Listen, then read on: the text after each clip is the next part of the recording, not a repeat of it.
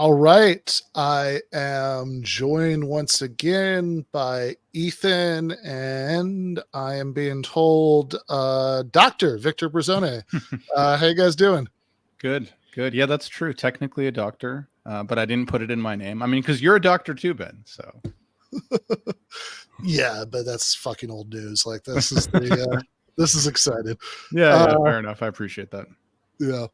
All right. So I am I'm going to be watching along with Ethan, who, doesn't even have a PhD, but is somehow, somehow part of the stream. Not even in school for a PhD, but oh my god, unthinkable. We are going to be watching a debate that Dr. Bruzzone found. So this is Alex O'Connor, Cosmic Skeptic, that dude, who we have seen before. We watched him, I remember, debating Ben Shapiro. And Craig Biddle, who I actually didn't know anything else about. Do you? No, I actually don't. I remember the only reason I found this debate was because last time when we were trying to organize this, I just kind of had a bit of free time and I was looking on YouTube. I was kind of browsing around and I was like, well, what could be interesting to do? And I just glanced at this and it looked good, but I don't really know that much about it. So I'm going in pretty fresh here. Nice. All right. Well, let's do it then. Let's start from the top. Maybe they'll tell us. Thrilled to be here with Alex O'Connor, who I've had my eye on for a long time because I think he's brilliant and I think the work he's doing in trying to bring philosophical discussion to people on YouTube is just superlative. I've seen him in various conversations and various debates, and so I contacted him several months ago and said, hey, let's talk about morality at this conference, and he graciously said yes, and here we are. And this is a bit of a reprieve for you because you're not having to argue against a religious person who's advocating God, which is much of what you do. So that's right. I'm looking forward to it. I hopefully will bring the same fervor and hopefully respectability too, but we'll see how we do. All right, we'll see. Maybe it's either going to be respectable or it's going to turn into an atheist cage match. I've got to say, anybody else, I give them a pass, but nobody with Alex O'Connor's accent should be allowed to misuse hopefully like that. Come on. Hopefully does not mean I hope that, right? Like it's yeah. All right. Let's keep watching. It's one or the other. We'll see where it goes. Well, let's do this. The topic is morality, objective or subjective. And why don't you start? Why don't you just give a 5-ish minutes, whatever works, on what your basic view is and why you hold it to be subjective or whatever the technical terms are that you're going to employ. Fine by me. The terms can be a bit confusing, I think, objective and subjective. I'm usually careful to clarify that I'm not really a moral subjectivist because subjectivism is a sort of theory of ethical truth that says things are true or false dependent on mental states. Things are true because you want them to be true or in some way dependent on your desires or values or something like this. I broadly subscribe to an ethical view called emotivism, which doesn't quite say this. What it says is that ethical statements are expressions of emotion. So when you make an ethical statement, when you say that murder is wrong, you're expressing a kind of emotion. This is a view that's been popularly held by a number of people. It was, in the 20th century, most closely associated with A.J. Ayer and his philosophy of logical positivism, which has largely gone out of favor for being self-defeating and not capturing a lot of what philosophy is about.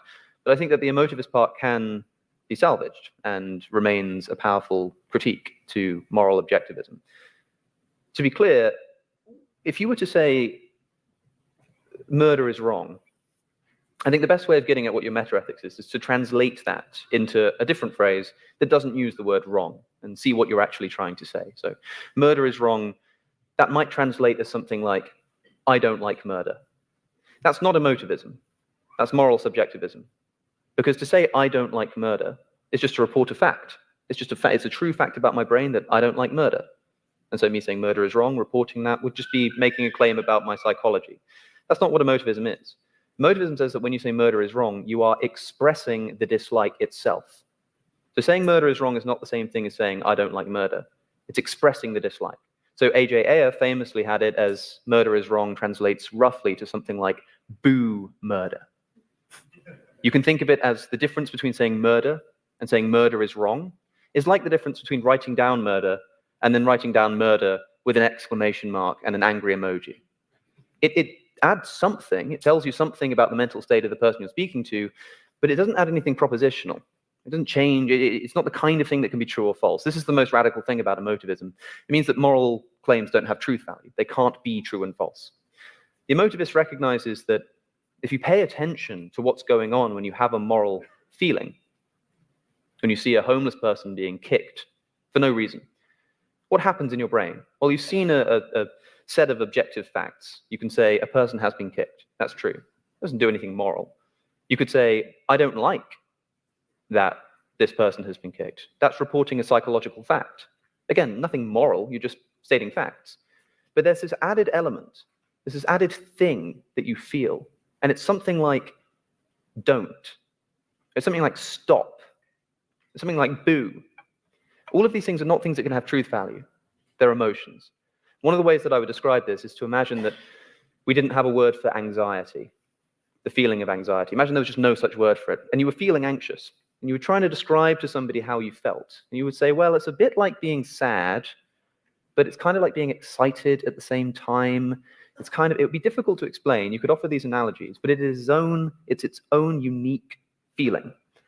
And what we've done is we've sort of identified that feeling and given it a name, which is anxiety. Now, that thing that you feel, that thing that makes things you consider to be immoral different from other kinds of events, whatever that thing is, I think we've also identified that emotion, put a label on it, and that label is good or bad or right and wrong, virtuous, not virtuous, these kinds of terms. I think they apply to an emotion. So a confusion about emotivism is that good and bad sort of map on to other emotions. So when you say something is good, you mean to express pleasure or how impressed you are or something like that. These are all just analogies. It is its own unique sui generis emotion. It just belongs in that category. So when Ayer says boo murder, he doesn't mean that's what murder is wrong means. It just means something a bit like that. That's the best way of translating it into other emotive language. But whatever this wrong thing is that you feel, it belongs in that category of emotion. That's my view of emotivism. And I'll pass it on to you, but I will say that the principal challenge that I have for an objectivist about ethics is to say we observe this world. There's a bunch of people in the room right now. I can see and observe certain things. I can see a table and a chair. I can hear voices. I can experience the air. I can feel it on my face. I'm told that somewhere in this room, maybe it's in our brains, maybe it's in the air between us, that there's this thing called ought, called should, called good, that somewhere exists, maybe immaterially. That's a problem if you're a materialist. If you only believe in material things, you don't really have that option available to you. It has to be somewhere in this room or somewhere on this earth. There's this thing in the universe called good and bad. And all I'm asking is, firstly, what is that thing, if not just an emotion? And secondly, where does it come from? Thank you. That was very concise. Okay. So this is actually slightly different than what I was expecting. So this is interesting. Initial thoughts? Yeah, I mean, I thought I also think what he said was a bit different than at least what I remembered, because from what I remembered, Cosmic Skeptic had this meta-ethical view that I didn't think made a lot of sense and was sort of internally incoherent, but it seems like he's moved on to a sort of more standard view, which is good. I think his current view is more plausible than the view that he used to espouse. I mean, yeah, I thought the explanation of emotivism was more or less right. I mean, I think that I'm sort of in a similar camp as Cosmic Skeptic. I mean, not exactly. Like, I wouldn't call myself like an emotivist or even a non-cognitivist, just because, not to get into a tangent, but like, there's like this weird thing in metaethics where like part of the thing that you're supposed to like commit yourself to in deciding on one of the traditional metaethical theories is some sort of like semantic thesis about like what people mean by moral statements. And I want to be like more or less like agnostic on that question. But I do think that like, I think that different people have moral concepts and employ moral vocabularies. I think that moral concepts and vocabularies have, we can demarcate them by their subject matter. Like they usually relate to categoricity and impartiality. They have certain practical roles. They inform our assignments of praise and blame, etc. I think that different people have different moral concepts. So like different things will be good and bad relative to different people's moral concepts. And I don't think that there's any particular like moral concept or moral framework that's in any way like privileged, say in virtue of some like Platonic moral facts or like some fact about we'd all reach a certain endpoint if we all like reflected enough or stuff like that. So, I mean, it seems like I'm sort of on a similar wavelength as him in terms of, not holding to any sort of robust moral truth or whatever. So, yeah, I didn't find much of what he said too objectionable, I guess. Okay. Yeah, I mean, I kind of feel the same, but I don't have that much to say. Like, I feel like I need to hear more to have more of a reaction to it. But Ben, so if you want to, Sure. jump in, I'm So, curious. yeah. I mean, look, I think for whatever reason, what I was expecting him to be arguing was maybe more in the vein of what Ethan just did, right? Like that, in other words, for, maybe some form of, relativism, not in the usual stupid sense of like, thinking that morality is like relative to culture or something like that, right? But in the sense that like it could be that, I don't know, like Gil Harmon is somebody who advocated a view sort of roughly along these lines, right? He calls it moral quasi-objectivism, I think he wants to say, although that's confusing because it's objectivism has nothing to do with like what like Ayn Rand freaks mean by that. But like he just means that, if you're sort of making moral statements, it's within, you're sort of making it from within some framework that ultimately, when you're arguing about morality, you're sort of appealing to you're appealing to some underlying set of values that you're assuming that the other person, right, on reflection will share. But like, look, ultimately it's an empirical question, right? Whether at the end of the day they do, and it could be that it could be that sometimes, like I think Harmon like even says things that are provocative, like look, we can say it could be that, like, let's say it turns out that, Hitler is somebody who, who has ultimately his sort of deepest values on reflection are different from ours. Then we can accurately say that Hitler is evil. We can accurately say that Hitler needs to be fought, but we can't necessarily say that Hitler is making a mistake. Right. And, I think that there's some plausibility to that, roughly for the reasons that Alex is laying out in the last minute or two of his statement, that if you sort of have a super robust view of what moral truths are, such that like it could be that, once you've done the like whatever process of, introspection through considering arguments or whatever has sort of stripped things down to the most basic values that you hold on reflection, then it could just be that there are different sets of these, and that it sort of seems a little bit weird to say that there's like some sort of like metaphysical fact of the matter about which one is correct, like what that even means, starts to seem a little funny. So I think that is somewhat plausible. But emotivism, find much less plausible for pretty standard reasons. I mean, I think that the sort of, if you know this literature, the kind of like normal boring objections to it do seem like pretty serious objections, right? So there's, the emotivist, just to make sure everybody's clear on this, right? The emotivist is saying that you're expressing an emotional reaction, right? Like boo murder. Like if I, the same way that like if I hit my thumb, right, with a hammer while I'm trying to hammer in a nail and I'm being clumsy and I scream ouch, right? The ouch expresses my pain. It's not a statement about the pain, right? I'm not, asserting that, I have pain. I'm expressing it. And it doesn't really seem to me like that could be what moral statements are doing. Because if you reflect on just the sort of basic way that we all deploy them, in fact, I'm pretty sure the way I've seen like Alex deploy them, for example, in that debate with Ben Shapiro that we watched, I mean, I'm pretty sure there were parts of it where they were arguing about various, moral claims and whether they were true.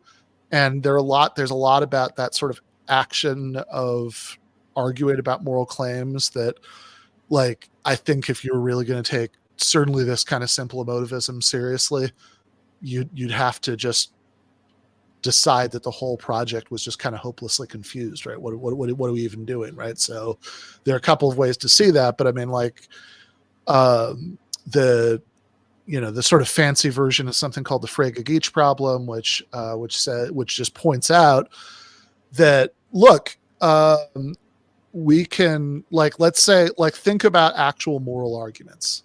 Like, I don't know, premise one,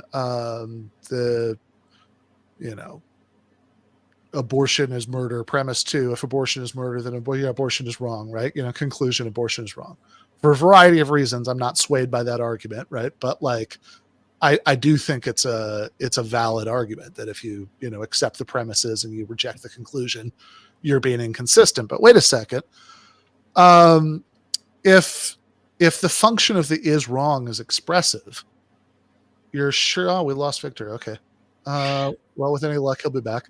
If the function of the is wrong is expressive, then presumably when it's embedded in a larger statement, like when I say, if abortion is murder, it's wrong, I'm not expressing disapproval of abortion when I say that, right? I mean, like, in fact, because look, this is a statement that somebody could, like, I mean, look, I could say, here's an equally valid argument. If abortion is murder, it's wrong. It's not wrong. Therefore, it's not murder, right? That's an equally valid argument. And presumably what the person making the second argument means or is expressing, right? Or certainly if the meaning of it is about what's being expressed, with that if then statement is the same. So this is a real problem, right? Because if you say the meaning of it, the meaning of the is wrong is expressive, right? It doesn't seem like you're expressing the same thing when it's embedded in bigger statements like this. So that's like the sort of, so that seems like a big problem for just even tracking how moral arguments work. That's the Frege-Geach problem. That's like a, I know that's a little technical, but like, just, I think, kind of a maybe crude version of a similar, of a concern in the same neighborhood would just be like, look, if I say, if I say boo to one thing one day and yay to another thing another day, and it's sort of hard to figure out the pattern, right? Like it doesn't seem like one or the other must be wrong, right? I mean, if I, certainly if I like express a reaction to food by like, gross, right? And another day it's like, yay, delicious, right? And it's like, I can't identify the principle that makes the thing I found gross different from the thing that sounds delicious. That doesn't seem like I'm being irrational necessarily, right? It just means like, no accounting for these things, right? So it's like that seems like a fundamentally different kind of activity. It seems like if you're if you're arguing with a friend, I mean, even if neither of you have ever been corrupted by exposure to moral philosophy, right? Like, just if you're arguing, with a friend about abortion or the death penalty or whatever, and you catch them being inconsistent, it seems like that's a good reason to think that they're being wrong. And it seems like this kind of like AJA or like simple emotivism. I mean, I think there are more complicated versions of the view that like have sort of more or less sophisticated ways of trying to get around this stuff. But it's like, certainly in the version he presented it, these seem like pretty big problems to me. Yeah, no, I agree. Oh, there's some sort. Okay. No, I agree that, it seems like Alex is just sort of giving like I guess like sort of the most like basic or sort of like crude version, or maybe that's because he doesn't want to overcomplicate things for the discussion. I don't really know what his actual views are, but I mean, the way that he set it up is just this sort of basic emotivist view. I agree with what Ben said in at least in general, in spirit, and that I think that just the way that emotivists account for our moral talk just seems to do a bad job of like actually capturing like the spirit of our moral talk and like our moral practices of having like debates and presumably presumably like a very standard argument is just like presumably before we start engaging in like meta-ethical theorizing, if we're just looking at the way that we use moral terms, we just do talk about moral terms in terms of like their truth aptness and so on. And so you might think that it's like a cost to a theory if it can't accommodate that insofar as it's trying to account for our moral practice. Yeah, I mean, I agree. There's like, there's more sophisticated views, like you could be like some sort of quasi-realist, for instance. And so it's in a sense a non-cognitivist view in that sort of some expression or non-cognitive expression lies at the base of moral statements. But, if you combine that with like, deflationary theory of truth and so on, you can end up being able to say that there are moral truths and that there are moral facts. And so you can do a better job of sort of like capturing or accommodating like our sort of surface level everyday moral talk and so on. Yeah, so just because it's not a phrase that was used in Alex's presentation, just to make sure everybody's clear, right? Like so non-cognitivism means like that the thing that we're trying to do is something, when we make moral statements, is something other than trying to describe reality. Right? So if you're a moral cognitivist, you think that we're trying to describe some set of facts, right? When we say murder is wrong or whatever. So like you could be, which is a very minimal claim, right? Because you could be a cognitivist and a realist. In other words, you think we're trying to describe some set of facts and at least some of them are true. Well, at least some of the time, right? We're accurately describing those facts. You could be a cognitivist and an error theorist. In other words, you think we're just always wrong because there are no moral facts. Like presumably we're all cognitivists about witchcraft, but we're not realists about it, right? We think that people were trying to describe facts about reality when they made claims about witchcraft. They're just wrong. You could be a cognitivist and various kinds of relativists, right? That you could, presumably that's like what everybody is, I think, about like politeness, right? That what's, what's polite is culturally relative, but there is a fact. It's just like a kind of social fact, right? About what's polite. And, so anyway, lots more to be said about this, but we've been paused for a while. And just I have some maybe interesting news. Yeah. I looked into this Biddle guy, by the way, and apparently he's like into Ayn Rand and like and like what is it, rational egoism or something. So it should be awesome. Yeah. Awesome. Oh, yeah. All right. Let's go back to it. Nice. All right. So I'm just going to give primarily a positive case for why I think morality is objective, and then I'll address a little bit of the challenge there at the end, which I think will kind of flow out of what I present. So either we need evaluative terms like good, bad, should, shouldn't, right, wrong, or we don't. It's either or. And if we don't need them, then we should stop using them because they don't serve any purpose.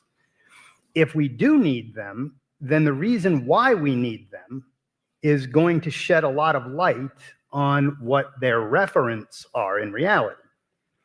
The reason why we need them, the facts that give rise to our need of them, are going to tie them to reality. Those are the facts to which they refer. So, for instance, if I say that murder is wrong, I am using the term wrong there to refer to some fact in reality.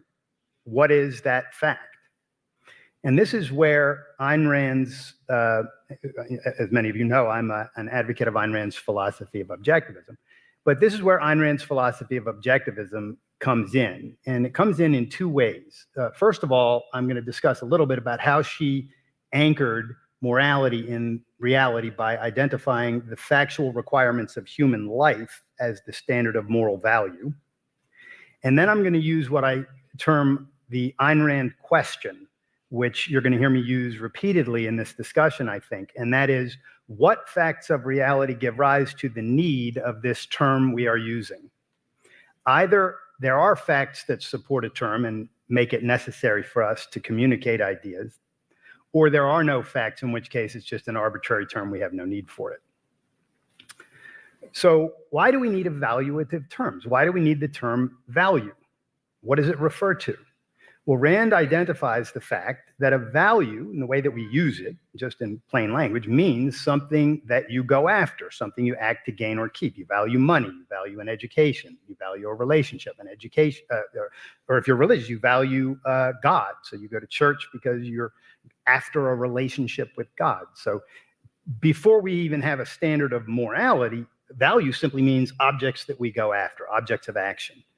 And she says, well, why do things go after objects? Why does anything go after things like that? And she observes that only one kind of thing goes after objects, and that is living beings, right? And this is not just humans, but living beings in general, you know, antelopes, cats, birds, and humans, and also flowers and trees, right? And what do? They go after something. If it's a tree, it burrows its roots into the ground, it turns its leaves toward the sky. If it's an antelope, it goes after its food and it runs away from the lion and so forth. What's going on here? Only living things go after values, non-living things don't, right? So value, Rand says, is not a primary. It presupposes an answer to the question of value to whom and for what. So this is this contrasts with like A.J. Ayer, more specifically actually with G.E. Moore, who would hold that good is a primary, it's undefinable primary. Rand says it's not an undefinable primary. Good to whom and for what? If something is good, it has to have a being to whom it is good. And then there's got to be a reason why it's good. And Rand says the same about values. So she says only living things go after values. And then she says, well, the to whom is answered by the thing going after the value, right? A bird is going after a worm. The worm is a value to the bird. Why is it going after the bird? What difference does it make if the worm doesn't get the worm? And Rand keeps going, and she says, if we keep looking at reality, at all the living things that go after values, what we see is that the reason they go after values is in order to remain alive. And she arrives at this very fundamental conclusion. There's only one fundamental alternative in the universe, existence or non-existence, and it pertains only to living organisms. A living thing can go out of existence, or its life can go out of existence. When something dies, that's what happens. Its chemical elements remain, but its life is gone. And she identifies that this is the very foundation that gives rise to the possibility of and the need of values. A thing can't go after values unless it's alive. And if it is to remain alive, it must go after values. In identifying this fact, Rand has demonstrated that life is the root, the ultimate foundation of the concept of value and of all evaluative concepts. Why do we need the concept ought? or should or shouldn't? What do they refer to? In Rand's view, and I agree with her, they refer to the actions, you ought to do this, refers to an action that you should take if you want to remain in existence. Now, obviously, human beings, well, this may not be obvious because I think Alex disagrees with me on this, but I hold, and Rand holds, that we do have free will, that free will is the capacity to activate your mind or not, to think or not to think. And we need to think in order to live. So we need guidance in how to use our faculty of thinking, our rational faculty, so that we can live. So once she has designed or derived this principle that the factual requirements of human life constitute the standard of moral value. Now, life is the standard for any living thing, but for human beings, because we have free will, moral values are chosen values. If you choose to live, and this is the last thing I'll say on this point, and then I'll address some of your other concerns. If you choose to live, now we do have this choice. You can, as an adult at least, you can choose to go out of existence. You can choose, I don't want to do this anymore. I'm gonna die, or take my own life. But if you choose to live, then after that choice is made, at least in terms of logical hierarchy, after that choice is made, you need the things that will enable you to live. We call those values, and then we call the actions that you take to get values virtues. And this is the way that Rand then starts to build a life-based morality on this standard of value of life that I think she has actually derived inductively, albeit. So this is, and I know that there's some controversy in that, but I think she generalizes correctly, and that the very reason that values can exist and that we need to pursue them is because we are alive. So this is the basic meta ethics. Meta ethics is a technical term, just meaning how do we know the meaning of the terms that we're using in ethics? And then normative ethics is what should we do and why? What are the principles? So they're two different sets, but those are just technical terms. But that's basically the beginning of the underpinning for that. Now, there's much more I could say, but I want to pause. As to your concern that there's got to be an ought in here somewhere, Rand makes a really interesting distinction that I think helps with this. The normal way that people have thought about objectivity versus subjectivity has been that subjective means you just made it up, it's just in here, it's just arbitrary. And objective means it's out there somewhere. Like Plato's form of the good, right? That would be out there, or God in the Christian view. It's out there, and so you get the commandments, or you get a revelation. And Rand said this is a false alternative, and it's a really problematic way of thinking about what objective is. So she came up with a trichotomy, and she said there is the subjective, which is just sort of going by whims or whatever you feel like doing. There's the intrinsic, which is the term she uses for the idea that the good is out there, detached from human beings, detached from our cognitive needs and from our needs at all. And it just sort of imprints on us, and then we have to do it, God's commandments or something like that. And she says the proper way to use the concept of objective is that the objective is the connection between the mind in here and a fact out there. And in this case, what she's saying is we are recognizing the fact that it is only life that makes the concept of values possible or necessary. And then she makes this final point: to use evaluative terms detached from life is to commit a fallacy that she called the concept of the fallacy of the stolen concept. It is to tear evaluative terms away from the very base that gives them meaning and ties them to reality. So it's a conceptual fallacy as against the logical fallacy. It's an abuse of a concept. And I think this is really enlightening. It is for me. It's like, yeah, if life really is the base and the root of all of this, and you tear the concept of value or should away from it, and then use that with utter disregard to its roots, you have stolen that concept away from there. So anyway, this is just a primer on the reason I think it is. So the ought in this room is the recognition of the fact that given our nature, we have to act in certain ways in order to live. And if we don't act successfully in those ways, we can't live. Sure. If that's the basis of ethics, there are lots of questions I want to ask about different things you said there, but I suppose a place to start to sort of throw. All right. We should actually, I suppose, for parody, stop here before we get to his question. Yeah, I don't know. What can you say about that? I did think the end was funny, where he basically is just like, oh, and if you have a different view, you're just going to be engaged in a rejecting my position fallacy.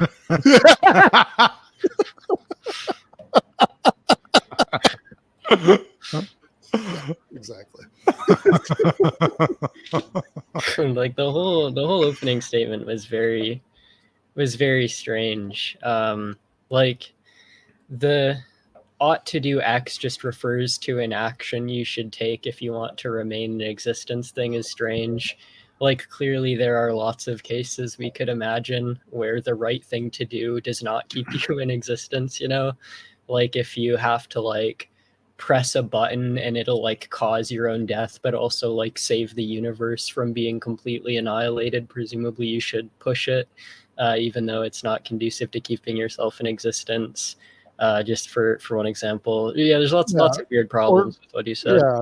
I mean, or even like more grounded. I mean, like in Hume's essay on suicide, you know, one of his examples is like a spy who's captured. And, you know, so they, you know, they kill, you know, so it's like, surely they're killing themselves to, you know, I mean, I don't know. He doesn't explain how they're killing themselves, but I always think like the, you know, biting down on the cyanide capsule or whatever, right? Like, you know, so that they don't get tortured is at least assuming that they're a spy and they, you know, they don't reveal all the information under torture seems morally admirable, you know, at least assuming they're a spy in a good cause. Mm-hmm. Yeah, it was, I mean, I don't know. I'm still trying to figure out the view because I feel like, you know, I was kind of hearing stuff like vitalism in there, like in the sense that it's like, okay, so there's this, you know, like living things are the things that are going after other things. And like, then, and then he like started talking about free will. And like, I wasn't really sure why that was relevant. I was a little bit confused about that because I guess I was thinking to myself, like, even if you don't have free will, like, but if the thing that's grounding this moral view is like the fact that these living things have these desires to go after things, and that makes, but then like I guess I don't know why free will needs to be part of that equation. Like you could just say like, yeah, you're gonna, I mean, maybe in order to call it morality you need free will, I guess, because like you could make choices otherwise, but I don't know. That was confusing to me. Yeah. I don't know. Yeah, I don't know. I mean, where to start.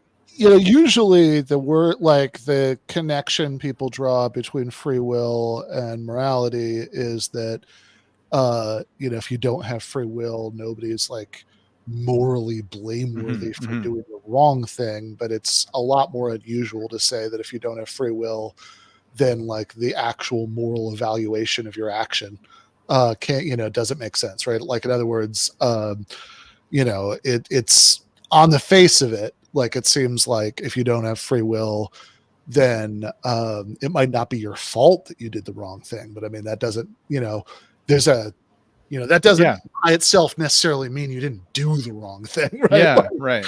You know, I don't know. I mean, all this stuff about you know, living, like, oh, there's like no point to worrying about morality if you're not going to be alive, which is like, okay, one, I think Ethan's point about that is pretty decisive by itself, but like two, like you could like tell the same sort of story in all sorts of different directions, right? You know, you could say like, well, there's no point to worrying about morality if there aren't any other people around to be impacted, you know, by your actions. Clearly, you know, morality is only going to come up, you know, when there are other people around. Therefore, you know, we should all be pure altruists, right? The opposite of Ayn Rand, right? You know, we should only, you know, care about, you know, what's, you know, how our actions are going to impact other people and not at all about themselves, right? Not about at all about ourselves. And I think that'd be a terrible argument, but I don't know why it'd be any worse than the one that he just gave, right? Which is, you know, he's just like picking it's like, yeah, it's like a thing that's like, okay, sure, you have to be alive, right? That's it's like, oh well, I guess there's no point in worrying about morality if you don't have any short-term memory, because whatever moral principles you come up with, you're not going to apply in the future because you won't remember what you came up with. Therefore, morality is all about memory, and like in some sort of view out of that, right? I mean, like that just seems sort of equally silly to me. But I guess what really strikes me about this, it's like, I don't know. I did a debate. I remember it was when my ex-wife and I were still in Michigan during COVID, so it must have been at least a few years ago. But I did a debate with one of these guys back in, so it must have been 2020 or 2021. And like, I don't know, I've seen some other, like I did two back then, right? Because I also did the Yaron Hazoni, right?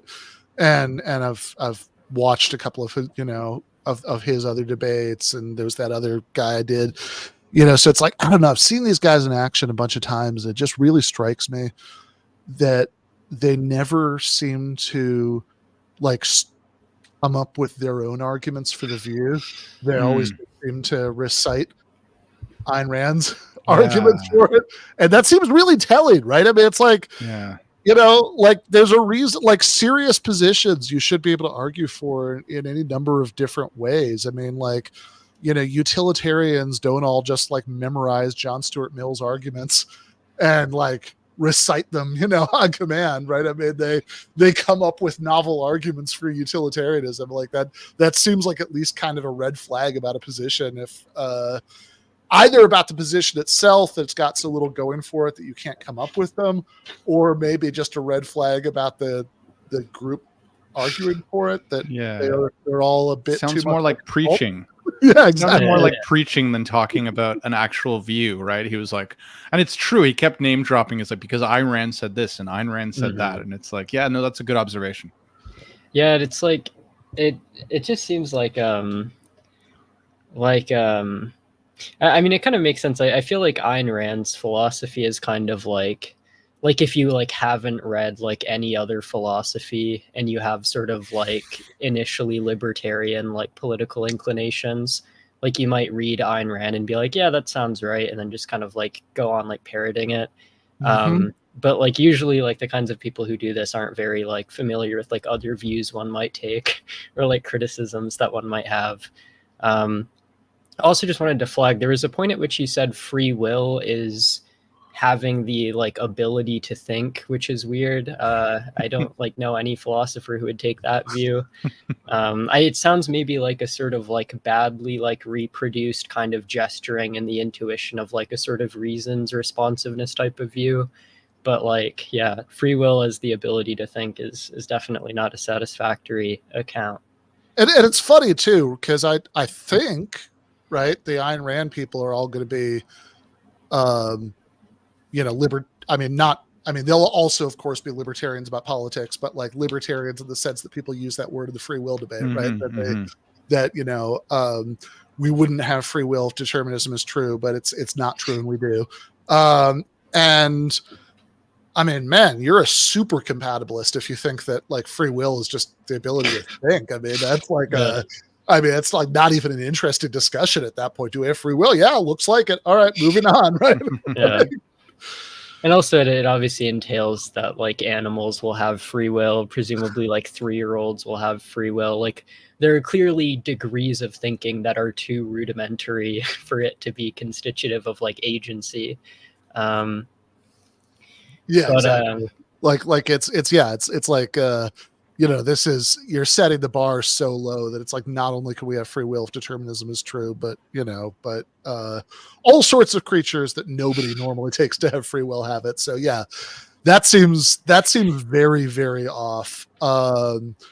And yeah, I mean, I love your point about the disagreeing with my position fallacy, and well, because it's like, look, you could so easily imagine like a divine command ethicist being like,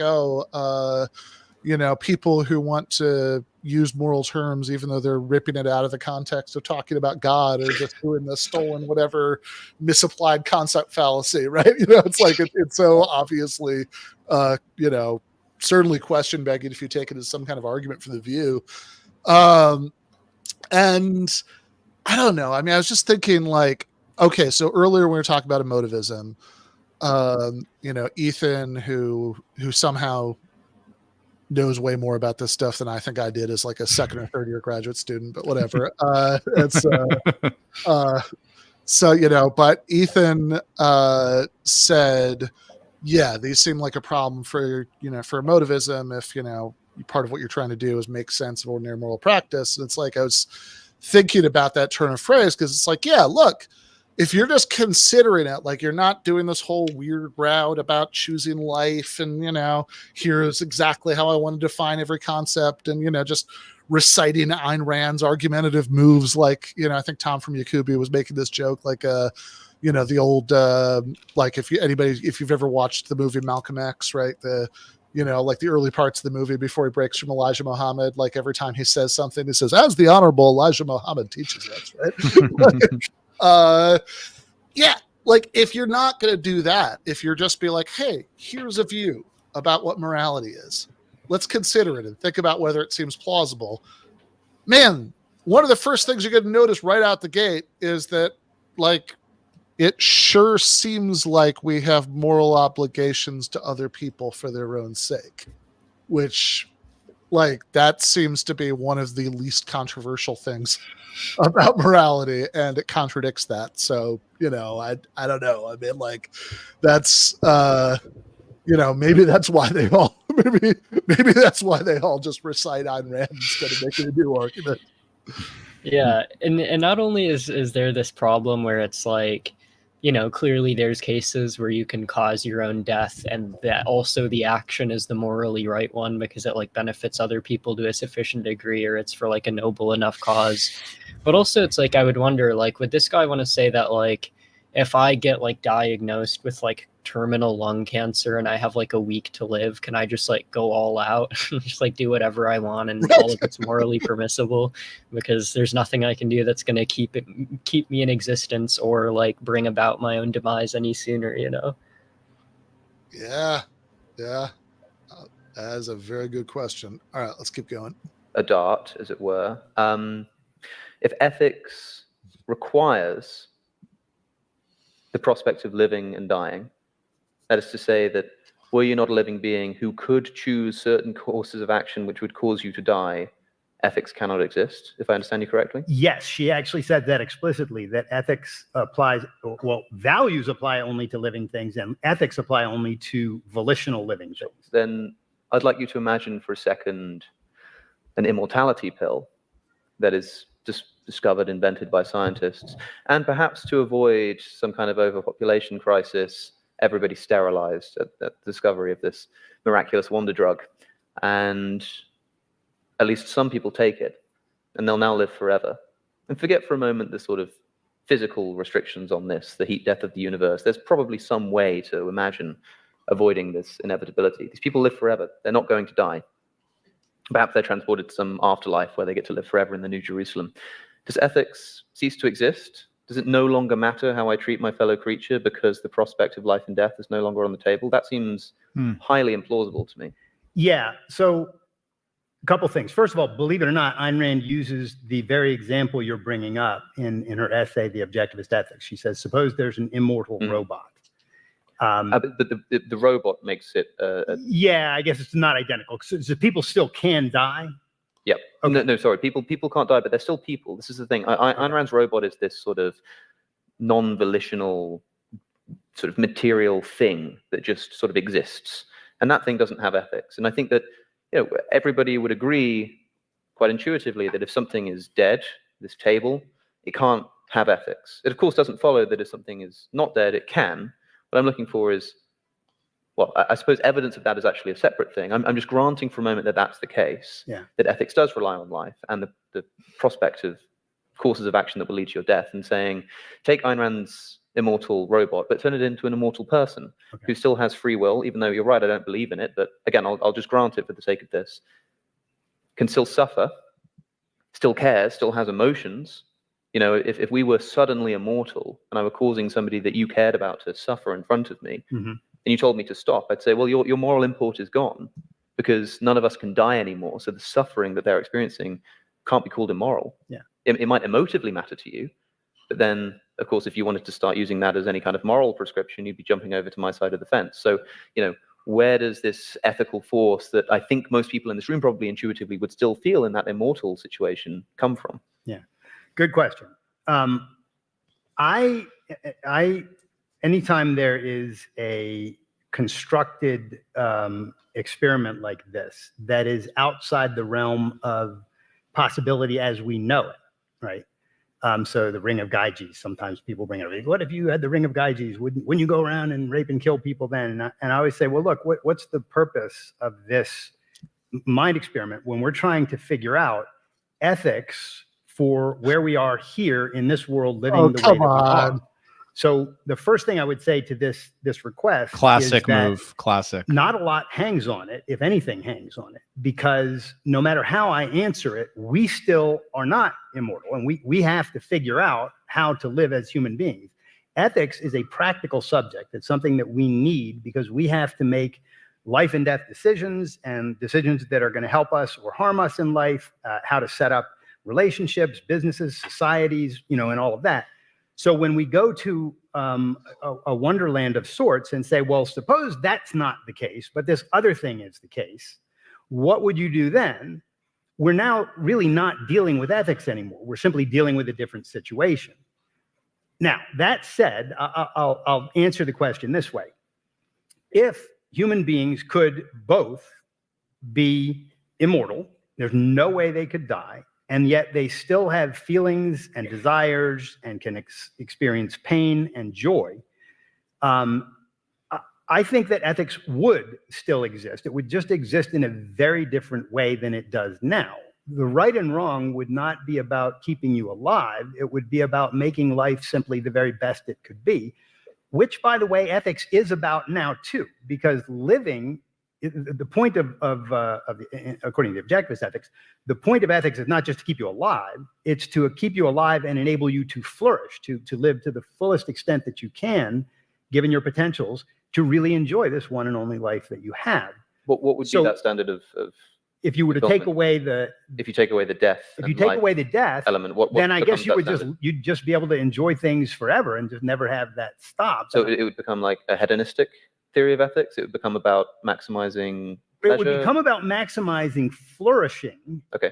So you would, instead of living just, you know, in a mundane way, you would want to live in the richest way possible. But I wouldn't call it hedonism, because I don't think that mere pleasure is what makes human life interesting. Sure. Well, whatever we want to call it, it seems to me, therefore, that if you can have a concept of flourishing and value, and indeed ethics, even if it's ethics of a different kind, without life and death, then I suppose I would look with suspicion upon your earlier supposition. Yeah, that life would no longer requires. Life couldn't be if you can't die, life can't be the standard of value. But that's why I oppose the. Suppose, for example, and I understand. I mean, a lot of people have this reticence to engage in thought experiments, and I understand it because they seem sort of wishy-washy and a bit out there. But they're tools in the way that, like, you know, you might have a really, really long, convoluted mathematical syllogism, which seems to be super impractical and totally weird, but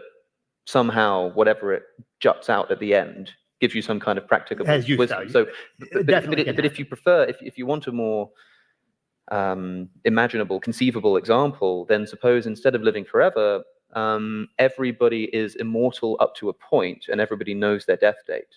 Like everybody on their 25th birthday, it gets killed, and they know there's no way to avoid it for whatever reason. They know the time, the place, the date that they're going to die 100%, and they know they can't die before, and they know they're not going to live any longer. This doesn't require this sort of strange vision of immortality and sort of universal conquest and avoiding the heat death. It seems to me that as long as it is even possible to say that there is such a thing as value and ethics in either of those situations, we cannot say that in principle ethics is about life. So this is where I absolutely disagree, because you are taking fanciful, thought experiments that do not happen, and as far as we know, cannot happen. Mm-hmm. So you're treating a metaphysical impossibility as the environment within which we need to investigate ethics. Well, suppose you would And I say, think, well, let me just finish this thought though, because I really think that's the wrong way to go about it. So I want to give you a hypothetical. Sure. Suppose we lived in this world, mm-hmm. and suppose human beings were mortal, Yep. and suppose that they could either live beautiful, happy lives if they acted in certain ways, or miserable lives if they acted in other ways, or simply die if they didn't succeed in achieving their values. And there was a moral code that said the right way to live is in a way that enables you to live a beautiful, flourishing life in harmony with other people, leaving each other free to do their own thing so we can trade with each other and all of that. So you were given that alternative or any other alternative in this same world. Mm-hmm. You were given another alternative of, well, people should be forced to do things against their will, or people should suffer as much as possible, or anything like that. Which of those alternatives would you choose? the first. Yeah, see, if we're here in this world thinking about the real facts that are before Mm-hmm. us, and when we're, there are a bunch of young people here from all over the world, and what they need to know is, how am I supposed to act in this life? They're not Right. jonesing for, how am I supposed to act in those made up worlds? Yeah, I mean, The those made up stuff is fun. Harry Potter is fun, but it's not the thing we need to focus those on. made up worlds are, of course, supposed to be used as a tool to investigate the definition of terms. Yeah, But but it's sort of like imagining if you were to say that your shirt was part of your body, an intrinsic part of your body, and I said, well, can you imagine a situation in which you didn't have your shirt on? And you say yes. Even though that world doesn't exist, it helps us to make a point in the real world that your shirt is not identical with your body. And similarly, fair enough. if you say that ethics is identical to, well, I shouldn't say identical, but is intrinsically reliant upon the concept of death, then we construct another imaginary world where we separate them out. And we say that, well, here's a world in which ethics exists, but death does not. I think that shows that in principle, it can't be about life and death. But also, I mean, you asked me which of those worlds I'd prefer, but that's just it. It's a preference. I mean, if I could live my life in fear every day for the rest of my life, or live my life in pleasure for the rest of my life, I'd pick the latter, not because I think there's some objective rule of the universe that somehow gives me a prescription to do so, but just because I prefer it, because it's an emotionally preferable state for me. And that's how I approach that kind of dichotomy as well. That's why I would prefer to live in that world. Yeah. I suppose what I'd want to ask you in return as well is that, there are so many things. I mean, for example, I want to know how your egoistic ethic, your rational egoism that you derive from objectivism and Ayn Rand, that the rational thing to do, and indeed the ethical thing to do, therefore the thing you're mandated to do, is whatever's going to help your survival as a creature. I want to know where something intuitively unethical like torturing an animal comes into this. Because when I say, well, why should I care about somebody else? It's very easy to say, well, my survival prospects are actually much increased by living in a society where we treat each other nicely, where we have a social safety net, this kind of stuff. Fine, but if somebody tortures a dog, burns them alive on a fire or something because of the pleasure that they receive from doing so, I can't see any way for an objectivist of this brand to say that what they're doing is wrong. It in no way upsets their own survival. It in no way makes them closer to death.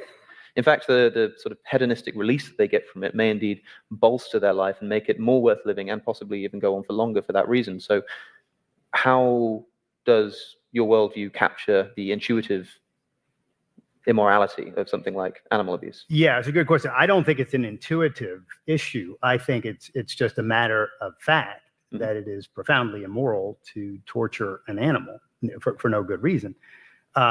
So, I mean, I'm not against eating animals. I am against unnecessarily putting any animal through pain. Sure.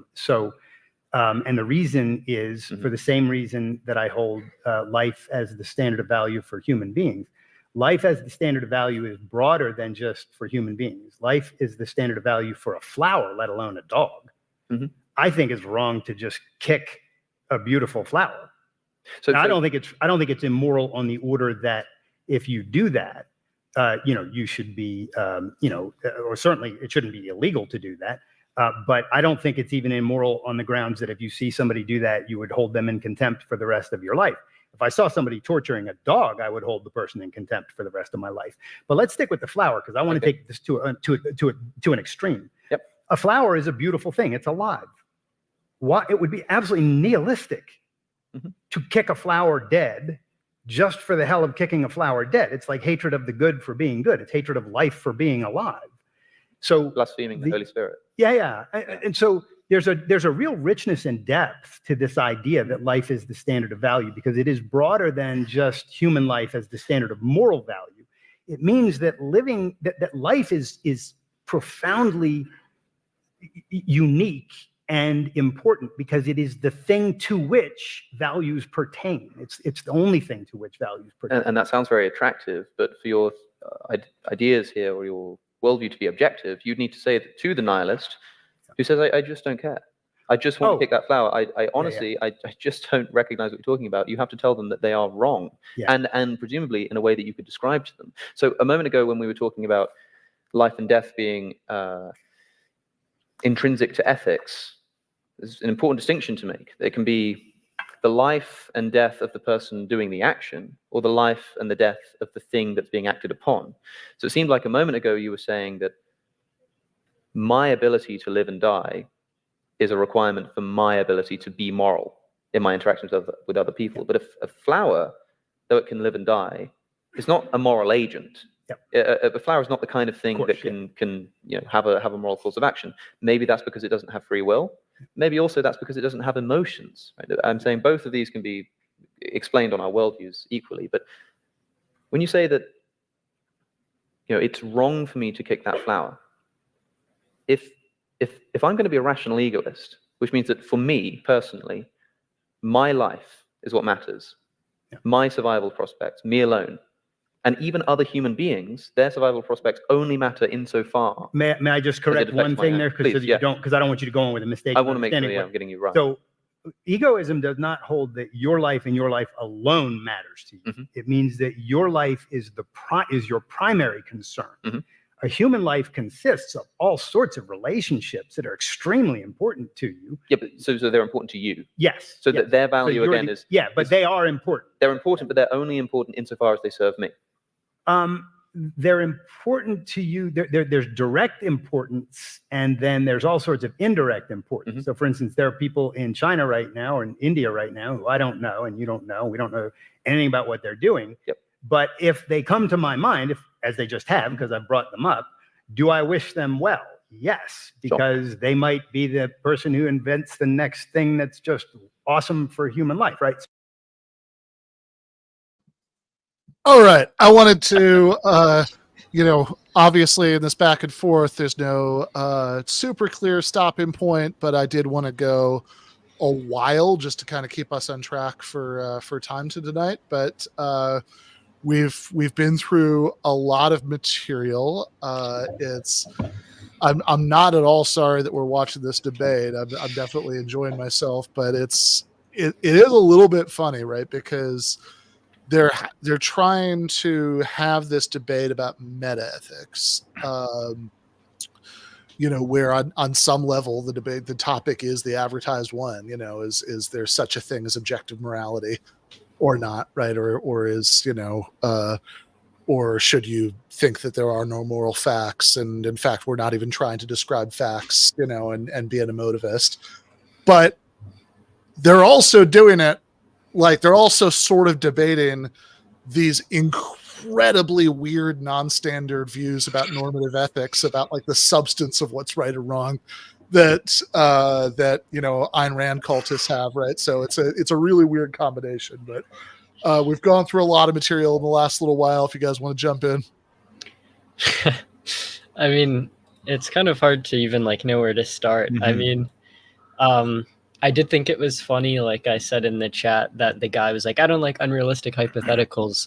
And Alex was like, okay, immortality was too bad. Okay, well, how about one where we're immortal, but we're going to die, but we actually know our death dates in advance? It's like, I don't think that's going to really assuage the concern. Well, it's so funny, right? Because for what he's trying to do, he could have done what you did earlier and just said, oh, how about a doctor has just told you have like 6 weeks to live, right?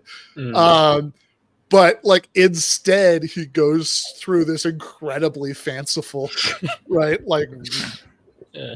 Logan's Run kind of hypothetical. it's like it's fine. I have no problem whatsoever with like considering that and drawing conclusions from it and all that stuff. But it's like, don't start the sentence with like, if you want something more grounded. Yeah.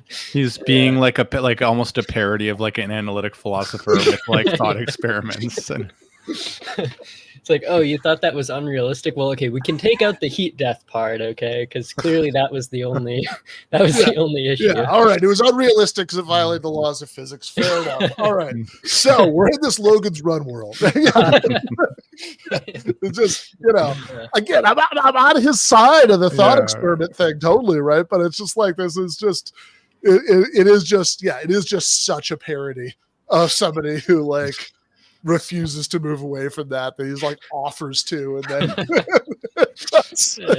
that. Yeah. I mean, it was really hard not to pause when they first started talking about thought experiments, though, because Biddle, the objectivist, does like he just does. I mean, he has a very smooth and confident speaking style, but he just does what like the dumbest intro to philosophy student does. And it's like, oh, but that's not realistic. So why are we talking about it? Right. Like, and it's like, no, that, we're trying to figure out what we even mean by these terms. We're trying to figure out, what principles are plausible. Right. So, you're considering, like, if I say that, part of what it means to be a moral agent, is to be a member of the human species, right? Then it's like, it could be that all the moral agents that we've ever run into are members of the human species, but like, it does seem pretty relevant to say, okay, so just to be clear, if like, aliens who had thoughts and feelings were real, right? Then they wouldn't count, right? Like that seems relevant to me. I mean, it's like, or I don't know, if we imagine that like all of the non-English speakers in the world died, right? So it would currently be the case that all moral agents were English speakers. Like, but it's like, okay, wait, but if that's part of your theory of what it is to be a moral agent, then the possibility that there might one day, be people who spoke other languages, like, does seem pretty relevant to me. And by the way, I should say, I know this is not necessarily a super popular view in chat, since I think a lot of people who think themselves as very grounded materialists who are influenced by certain kinds of online left discourse think that like thought experiments are terrible. But it's like, man, read Capital sometime. You'd be amazed at how many unrealistic hypotheticals Marx uses in his arguments, right? Like, and often like flagging the unrealisticness, right? That's like, I know this isn't the case, but just for the sake of analytic clarity, let's imagine that everything is sold at its value. Let's spend 3 chapters imagining that every single person in the society is a small producer, like all of that stuff. And he's right to do so, right? I mean, it's like, yes, this is clearly a useful tool for reasoning that, if in all the cases we're familiar with, 2 things coincide, but we're still trying to figure out which is the one we actually care about, then considering a case where, that like, if we can have a consistently describable scenario where the 2 come apart, then considering it does seem to be pretty relevant. And, it's funny too, because like the one that Alex started them with, it's like, look, the Biddle started the discussion by sort of, saying, hey, I know you're used to, arguing with religious people, but here we are, atheists together, a little bonhomie about that. And it's like, look, here's a moral intuition that like I've never met an atheist who didn't have, that it would be morally hideous to torment people in hell forever. Right? That would be like morally indefensible. Right? That's, again, if there's an atheist who doesn't agree with that, I haven't met them. Okay. Hey, now we have ethics in a scenario where death is off the table. And, and like, if you would think that was moral that's it's immoral to cause, to cause somebody an eternity of pain, right? Clearly death isn't an option here. Then like you clearly don't really believe on reflection that morality only stems from the decision to remain alive when that's off the table, right? And like, in fact, this is the kind of thing like a utilitarian would say that like, oh, clearly on reflection, we don't really care about life as the primary value, right? We clearly care about happiness. We care about life insofar as, we care about life because we care about happiness, and you can't have happiness without life. But I mean, the primary thing we care about is happiness. And it's like, that just seems like the kind of argument that Biddle is rejecting on the most annoying intro to philosophy student grounds, that that it's like, oh well, that's just silly because that's unrealistic, so why am I considering it? But didn't he, to his credit, didn't he kind of try to attempt to answer it? Like, I mean, I don't know how good his answer was, but I did note that like he went on that tirade, and I was really worried, and I saw you reacting, Ben, and I was like, oh my god, he's going to do that really annoying thing where he's going to refuse. But it seemed like he tried to engage with it afterwards. Nevertheless, did he not? I mean, he did, but he did in a weird way. Like he, like first he was like, well, this is just irrelevant.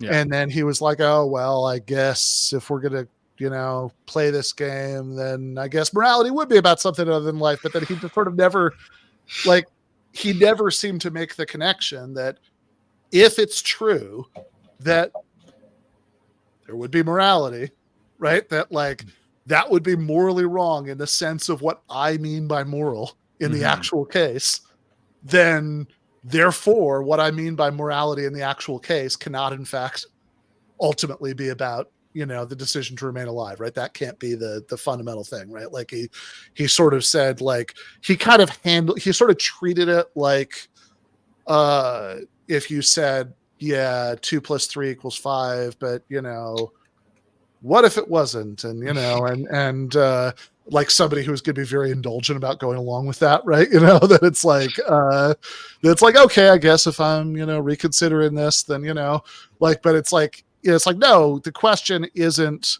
like, what if something incoherent were true? Or, it's like, the question is, what does this say about what we mean by morality in the actual case? And it seems like so it seems like he never actually got around, like, engage with that or sort of acknowledge that there was a thing there that he needed to engage with.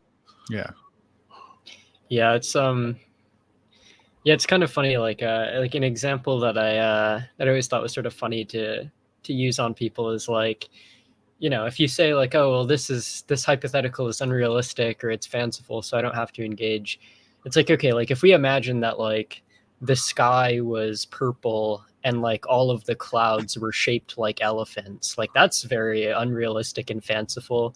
But like if I had a friend who was like, oh, if the sky were purple and clouds were shaped like elephants, I would just start torturing babies for fun.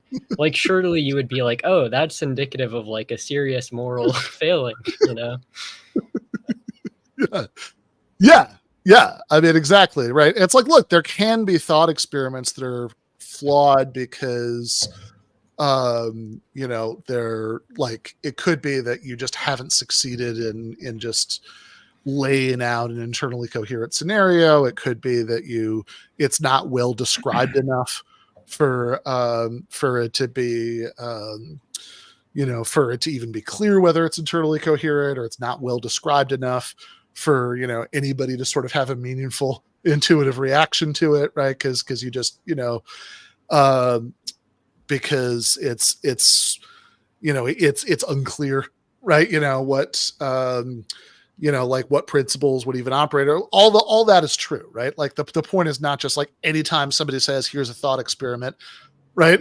Then you have an obligation to be like, okay, well, here's what I think, right? Like it could be that one of the things I just said is true. It could be that like it's just you just don't have a clear intuition about it. That's fine, right? I mean, that's like that, that happens all the time, right? It's like, okay, I'm being asked something kind of novel, and it's, and it doesn't even seem worth my time to like try to figure out what I think because it's sort of, you just haven't, it doesn't evoke anything much one way or the other, right? But like my problem with this is he clearly does have a moral reaction to the hypothetical, which is that it's like, yeah, he obviously thinks that would be very wrong. Mhm. And he's kind of acting as if, okay, now we're considering this, we're imagining that up is down, and and we're trying to like figure out like how to use height concepts, and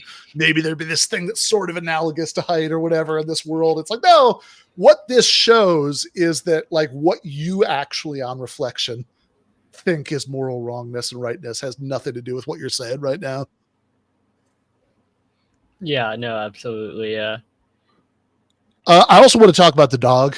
Yeah, me too. Because his I'll let you go. I've been talking for a while, but it's like, but yeah, his reaction to the dog scenario, which notice is not a fanciful thought experiment, right? I mean, this is the thing that happens, right? Was really weird, right? Like his level of confidence was really hard to match with like the actual basis for this within his view. Yeah, maybe I might have to be reminded like what exactly, because to me it was strange because he said something like, oh well, the dog is alive just like a flower is alive, and so they have some sort of like moral like importance or something like that because morality is grounded in life. But it's like, no, like your philosophy is egoistic. Like morality is grounded in your life, not life per se, right? So like the fact that the dog is alive doesn't matter. What matters is whether respecting the dog and not torturing it enhances your life or helps you to stay alive or makes your life more, involve more flourishing or whatever. And it was particularly bizarre because he says later, after they moved on from the dog point a little bit, he says like later that, oh, the reason you should be good to others is because they can, for one, it's better to live in a society where people respect like moral norms. And so you should like respect moral norms. And two, it's like they might be your friend. They might cause you some benefit down the line. They might like invent like a vaccine or something. And that's strange because it's like, well, clearly that doesn't hold for the dog, at least necessarily, right? Like a dog's not going to make a vaccine. It's not necessarily going to provide you any benefit down the line, or plausibly it's not going to. So it just seems like the rationales that he gives for why it's wrong to cause harm don't apply to the dog. Right. And I don't really think he ever gave an explanation for why it did. Yeah, I mean, there's like other thought experiments you can go to if you're not perturbed by like animal suffering, for instance, where it's like, this is like a little bit fanciful, but like not that fanciful, I guess, where it's like people who say this like, oh, well, our reasons for other people, you can run this on like certain sorts of contractarians as well, where it's like some people will say like, well, our reasons to be good to other people are just that doing so and upholding our end of the contract makes them more likely to uphold their end, and that benefits us in a sort of roundabout way. It's like, okay, like let's say like some like rich guy and his friends want to like go to some like obscure island and like hunt down an isolated tribe and kill them. And, the isolated tribe otherwise will have like no contact with like the rest of humanity, will never provide any economic benefit to anyone else, etc. Like, surely that would be wrong, even though this is a case where the people are very much isolated and capable of doing anything for you.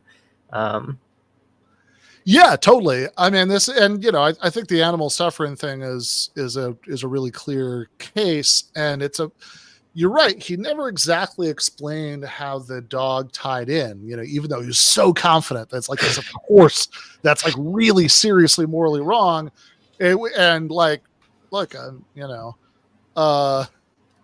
obviously, because not being a complete sociopath, I mean, that's like his instinctive moral reaction. But it's like, yeah, how do you ground that in the theory, right? Because it's like his move was to say, well, it would be even wrong to just like, kick the shit out of a flower for no reason because it was like a beautiful flower. And the sort of implied argument is, okay, clearly dogs have like a greater status than flowers. And so it's wrong to even like sort of wantonly destroy the flower. Therefore, it must be really wrong to the dog. And it's like, okay, that has some plausibility, but you know, the reason why we normally think dogs have so much greater status than flowers is because we're not ethical egoists, right? I mean, like we think that, like, you know, the fact that the dog has the capacity for suffering, right, you know, gives it this like automatic claim on our moral concern. But like that can't be it, right? Because he, you know, because is like, you know, it's just because something has a capacity for suffering. I mean, why does that mean that we're going to live more flourishing lives if we don't make it suffer? I mean, like, and I understand, right, that it is important. Like, it is important to Rand as a way of avoiding like all of the like crazily obvious counterexamples to review that would be present otherwise. That there are, you know, that it's to make a distinction between living a flourishing life and like what you think is good for you, right? Like that it you know, she does make a big point of saying you could be wrong, right, about what's good for you, right? That, you know, that people that, so, you know, if you're just going around stealing from people or whatever, right, you know, that it's like that's not really a good life, even if you think it is. That the really good life is about, you know, creative and, you know, creative pursuits, that, you know, that there's this sort of like underlying almost Aristotelian notion of what it is to flourish, right? You know, that you're that it's that, you know, it's ultimately, you know, that it's about your, you know, developing your capacities and all of this stuff. Fair enough. But look, why is it that not causing a bunch of pain to a dog on that account, right? That's all about developing your capacities and living the most flourishing life, even objectively the most flourishing life for yourself that you can. Why does all that mean it's wrong to set the dog on fire, right? And like, I mean, you know, like he said, okay, it'd be wrong to like wantonly destroy the flower for no reason, but it's like, surely nobody, I mean, outside of maybe Jainism or something, right? Like nobody thinks that like it's wrong to like, you know, yank plants you find aesthetically displeasing out of your yard, right? You know, because you find it like, what if you find dogs aesthetically displeasing, right? What if you know, what if your idea of great art is dogs on fire, right? Like that's, you know, that like you actually, you know, it's like, it's very, very unclear to me how he can get around this consequence of his view. Yeah, I mean, I don't know that much about Ayn Rand's actual view. Like, so it sounds like you know a little bit, Ben, but I guess because I've been kind of wondering, like, I've been trying to think about, you know, generous ways. Like, so maybe does Ayn Rand have a view about like, you know, appreciating beauty is like part of, because, and like, I wonder if Ayn Rand has a view that like, you know, this objectivism, does it include some theory of like objective beauty or something that is like, you know, not merely some like subjective appreciation? So I don't know, like, yeah, maybe that's how she would get out of it, that that like the dogs on fire aren't objectively beautiful. Yeah, right? yeah, or that even like appreciating nature is like somehow part of a flourishing life. So if you're just like wantonly destroying it, like I don't know, that's my attempt to give like a generous, plausible take. Again, not having actually read Ayn Rand.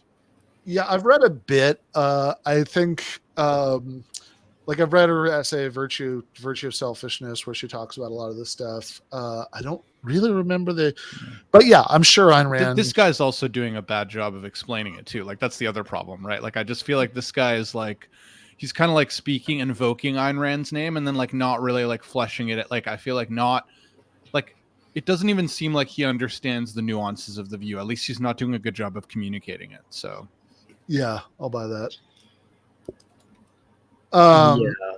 Yeah, Ethan. There was some point a minute ago that I think I lost track of. We were just talking about.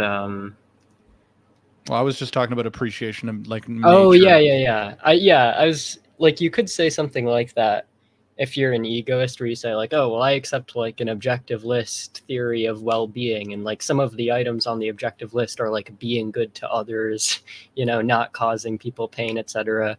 And so you could try and avoid the reductios like that. I mean, one is that I think that's sort of explicitly not the Randian view, but two is like, and there's this point that Ben made earlier, which is like, there's also just this intuition that like I think like most reasonable people will have, that like to the extent that it's good not to torture other people, like at least part of the reason for that is because of like their intrinsic moral status, not just because like torturing them is bad for me, you know, like that is definitely not like the structure of the torturing people is bad, like intuition for most people, I don't think, is that, oh, that seems like really bad for me if I were to do that.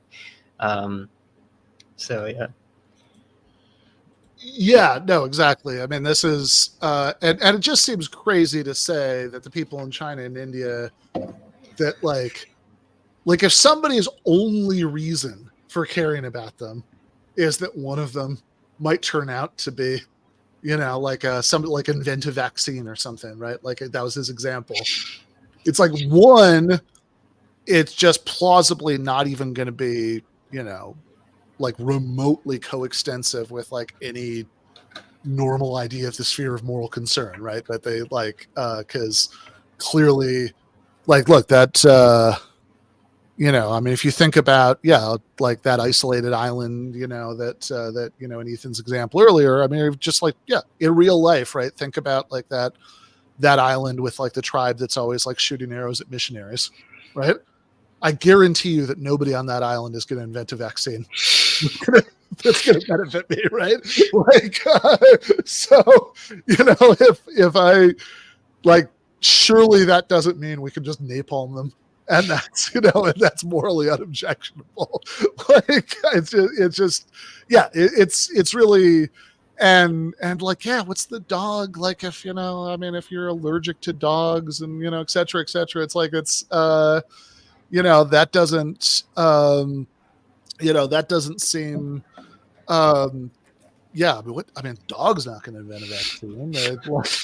That's, you know, and the dog's not even going to provide you any joy in your life if you know, have the allergy and whatever, you can't interact with them. Like, you know, it just doesn't seem like it seems like there's no amount of being objective about what counts as a good life that's going to get you the moral obligations to the people on the Hermetic Island or the dog, unless you're just doing what Rand clearly does not want to do, and just building substantive moral obligations directly into the conception of a good life, instead of trying to derive all the moral obligations from the conception of a good life. Yeah, no, yeah, that's definitely right. Yeah. Also, did you catch that? Did you guys catch that point where where like the guy is giving Alex O'Connor, because so, you know, we've been talking obviously about some of the reductios that Alex O'Connor gave to this guy, and then this guy's responses. But I thought it was funny when the guy tried to like counter Alex with his own sort of thought experiment, where he was like, do you think that just like being tortured all the time would be worse than like living in like pure bliss and constant virtue? And Alex was like, yeah, I think that would be worse. And he's like, well, there you go. Like, you're basically an objectivist then. Or it's like, no, like any like semi plausible or popular moral theory is going to agree with that verdict. Like, it's not clear how that's supposed to do any work for this like Randian theory. Yeah, I mean, that's also, I mean, I guess that's also the Sam Harris, which is actually funny because Sam Harris uses it to argue for utilitarianism, right? That, you know, we imagine the worst possible misery for everybody. That would be bad. Okay, therefore you agree that, you know, it's the morality is all about happiness and suffering, right? Yeah. And also you notice that when he was sort of painting his pictures of heaven and hell, he like built in some libertarian economics. You know? Yeah. It was like, oh, then, you know, everybody's happy and virtuous, whatever. Or you could be forced to do things. It's like, I don't know. I mean, if I'm imagining the world where, you know, I mean, like not even me with my views, but I mean, it's like a very universal eye, right? I'm imagining a world there, you know, where like some people are starving to death because there's no welfare benefits, or or one that's otherwise exactly similar, but there's like a 1% tax on everybody's income and nobody's starving to death, like I think like nobody who hasn't been completely brainwashed by Ayn Rand, would pick the first one. So like, yeah, it seems really unclear how you're going to derive anything substantive from the choice that he gave Alex, without going some places that he doesn't want to go as a Randian. But we are way behind on time. So my fault, but we should keep going. So well, I wish them well, even if we're not. Okay, either way, but yeah. The point is the potential in human beings is a valuable thing in and of itself. I'm less attracted to that than I am about the whole kicking flowers thing, because I like to think that somebody who I've never met in China is doing well, regardless of their contributions. Indeed, even if they take more than they give throughout their life, maybe through no fault of their own, maybe they're disabled and so they rely on state benefits and don't have a very high-paying job, and so spend a lot of taxpayers' money for themselves and don't give very much in return. I'd still wish them well. Oh, I certainly would too. And not just as a product of, well, if I do that on the whole, if I practically adopt this life philosophy, it will be better for me. Although maybe I am, I would say that I'm essentially doing that in an emotional level, because when I think of that person, it makes me upset, and that's why I care about them. So it's not a criticism, by the way, for me to say that this is, all about me, because the emotivist has to say that too. But the problem is that if even other human beings only matter insofar as they benefit me, then I can kind of see how that might be the case. I mean, you say you care about that man in China because he might invent the next big medicine, but a dog is not going to do that. Yeah, but a flower is certainly not going to do that. You're still, I think, and I've been unclear, so my apology. I'm not saying that human beings matter only insofar as they matter to you. Mm-hmm. For the same reason that a flower matters enough that to kick it over needlessly, I mean, it's one thing to clip a flower to put it in a vase for your dinner, to have a bouquet on the table. But if you're just kicking it over nihilistically, you could say, well, the flower doesn't matter to me, so I kicked it over. Mm-hmm. But the problem with that is you're treating a living thing with contempt. But what's the problem with doing that? The problem with doing that is that life is the very thing that gives rise to the business of valuing and of conceptual terms that we use for beauty. I mean, beauty, anything like that. I'm not saying it matters to you in the same way or to the same degree as other things. I'm saying it's nihilistic. It's treating life as if it's of no value. And if I were to say, well, I don't care about other people because I don't know them at all. Now, there's no reason for me to have them in my mind. I can't keep 8 billion people in my mind and live my life. But if you bring it up, if you say, do you care about somebody on the other side of the world living a beautiful life as against a not beautiful life? My thing is, I want everybody to live a beautiful life. And it's not only because they will have some connection to me, although that potential is extremely important. It's because I have a reverence for life, because life is the standard of value. Yeah, it seems to me, if I may, that this is arguing in a circle, though, unfortunately, because I'm asking you to justify your view that life has value, that life is the value-giving thing in the universe. If there can be such thing as a value, life is where it comes from. And I say, well, if that's the case, then what if the person who kicks the flower and doesn't care? And you say, well, the problem with that person is that they're not treating life as if it has intrinsic value. Yeah. But that's the very thing that I'm trying to get you to establish. Got it. And so it can't be a response to my objection. I need to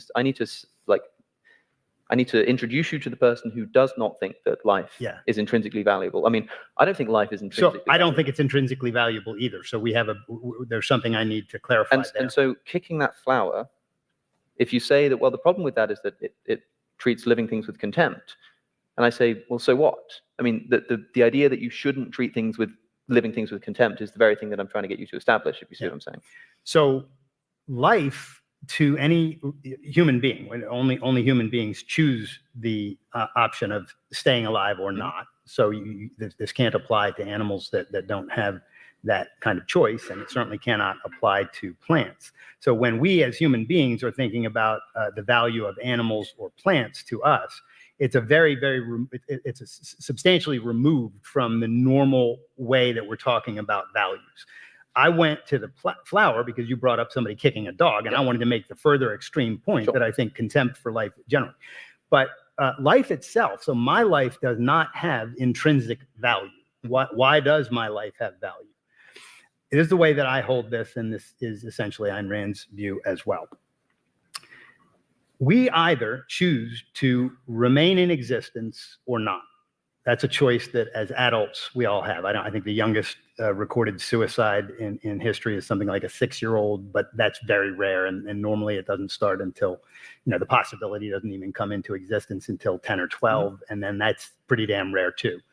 So when you're a child, you don't even have this idea that there's an option of exiting. But when we get to the point that we do understand that that is an option, you then, at least implicitly, are regularly making the choice to remain in existence, to remain alive. You could leave. You always have that option. Now, there are good reasons for most people to remain in existence. Life is full of wonder and full of potential and full of possibility. So people tend to make the choice to stay in existence far more often than not. But it is the very choice to remain alive that gives rise to the need of values.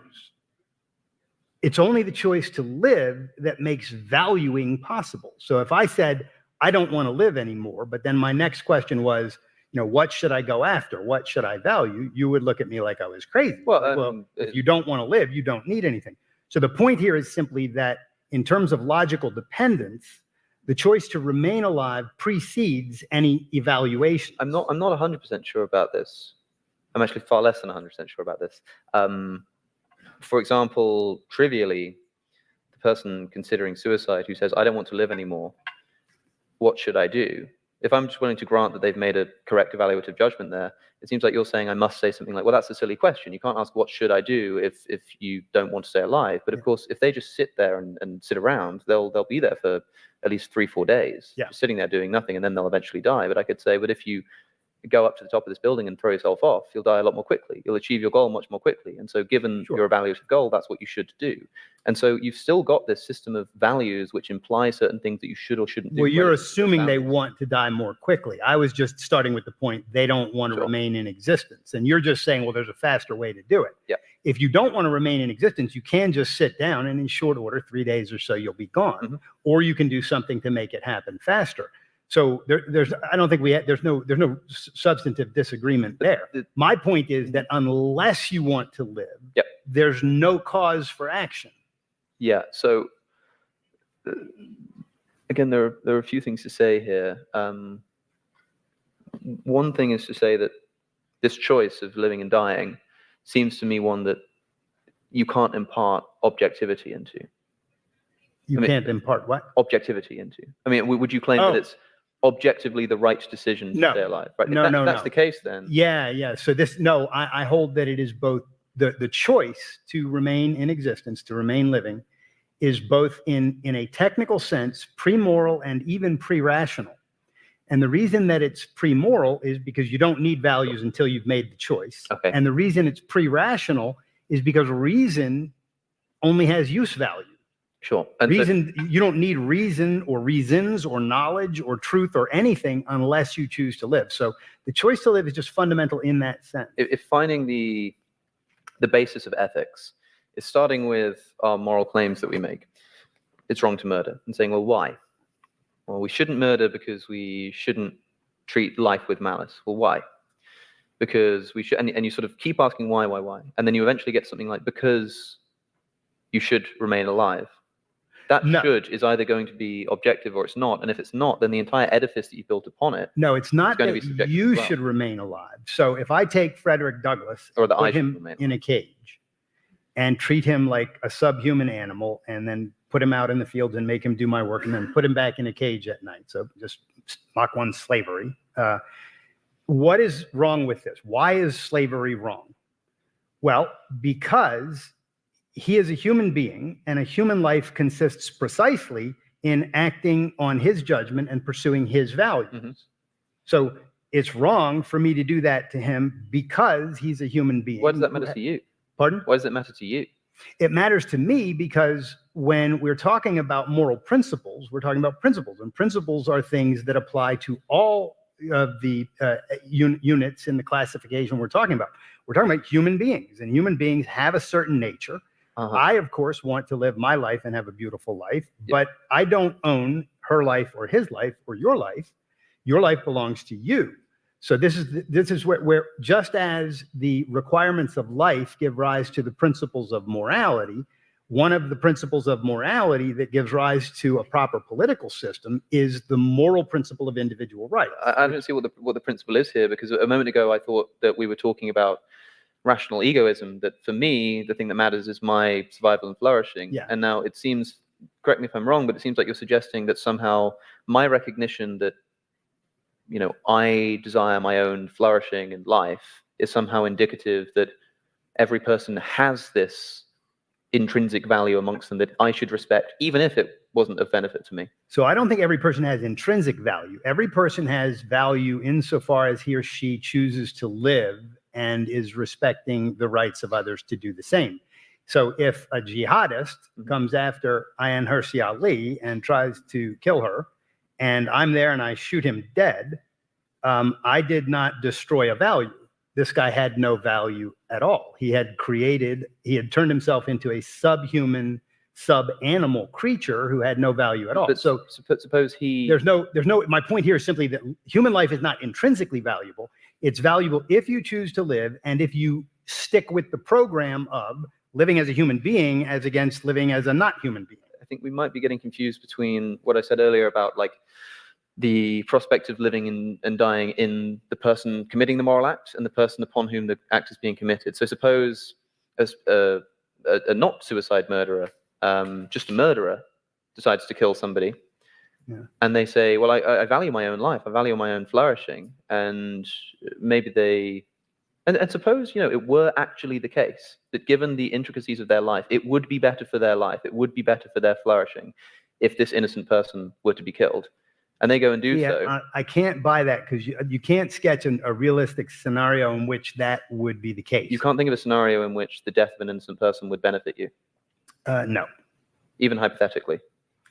Not off the top of my head. Can you? Wow. It's an interesting bullet to bite. Yeah. Or refuse to bite. I don't know how that metaphor. Yeah, no, but I mean, it's like it's like what is this like metaphysical guarantee that you cannot be benefited from the death of an innocent person? That's so crazy. It's like, of course you can. Yeah. Like, it's like you really can't come up with like any scenario in which, I mean, which is funny too, because I know Ayn Rand somewhere says, because she even has this, I think she has an essay, if I'm remembering right, I think it's in the Virtue of Selfishness collection, called like Ethics in an Emergency or something, where she like where I think one of her examples of like something that would be normally wrong that can be justified in emergency is like you're trying to escape from a totalitarian regime, and you have and like somehow or another you have to like kill somebody to like take their like identification card or something. It's like, it surely sounds like she's imagining a situation in which your flourishing would benefit, you know, from the death of an innocent person. Like, in fact, I've always thought it was like really like sociopathic that like she said, oh, this would be correct. Like, cause it's like, given the way she describes it, I actually don't think it would be justified, but clearly she seems to think that there are situations would be justified. It's like, also, it's like, come on, man, it should take so little imagination to think of cases in which, by like any standard, like even if we go with like, you know, we just accept for this, you know, we just take it as a given that what somebody thinks is good for them isn't necessarily the same as what's an objectively flourishing life for them. And, you know, we build in all kinds of stuff about, you know, using your creative talents and blah, blah, blah. It's like, okay, so, you know, I could become, you know, the next Mozart, but like, not if somebody who has like, you know, evil terrorists have strapped explosives to them. Right. And they're like, you know, and they've like lobbed them in my general direction. And the only way to stop them is to, is to kill them. Right. I mean, that's it's like, it's come on. Like, of course there could be cases where, you know, where you would benefit, like you would objectively benefit, you know, from an innocent person dying. Like this just where, you know, this it's such a silly thing to deny. Yeah. Yeah, no, for sure. It's this guy seems to have like weird views about like what's possible. Like I remember there was a point earlier where he said that like immortality is like metaphysically impossible. It's like, yeah, like on what view of metaphysical impossibility would that be the case, you know? Yeah, right. Like come on. I mean, like surely, yeah, it's like physically impossible, sure, but I mean, like metaphysically, that's such a. Well, I'm pretty sure there's like a jellyfish or something that like has an indefinite lifespan. I'm pretty sure. So like, I don't know. That's not quite the same as immortality, but Yeah, we're right. bordering on that, yeah.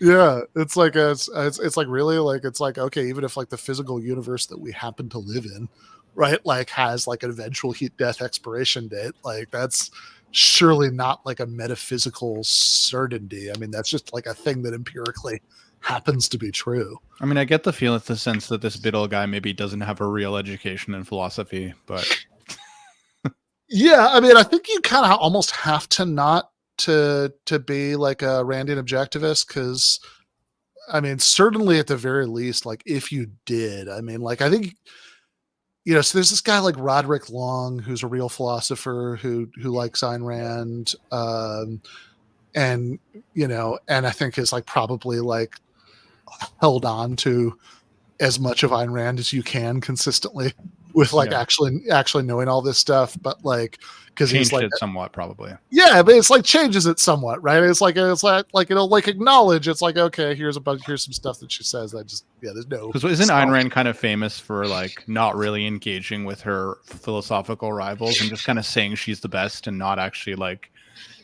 responding to like the sort of meta-ethical whatever was going on when she was alive on the scene? Like I don't think that she was engaged in it, if I'm not mistaken.